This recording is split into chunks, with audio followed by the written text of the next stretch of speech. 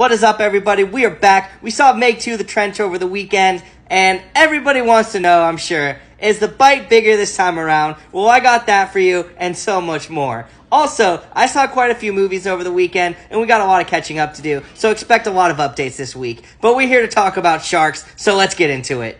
Listen, I don't know if they knew what they were trying to do with this movie. The first one understood the assignment, but this one, not so much. The movie starts off with Jason Statham kicking some serious ass because it wouldn't be a movie without him doing that, right?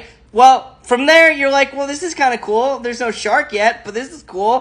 From there, it kind of just, continues on that path with, no real Meg action. And for a movie called The Meg, you would expect more shark. The second act of the movie takes place in the trench, and I honestly thought the movie with Kristen Stewart underwater did it way better. But these underwater suits that they're wearing absolutely makes no fucking sense. It's not possible. And listen, I hear you. This movie's just a fun film. It doesn't need to make sense. But, the Titan submersible didn't even make it this far. And you expect me to believe that Jason Statham, spoiler alert here, by the way, somehow survives walking the ocean floor and swimming in it without his suit on? No. No.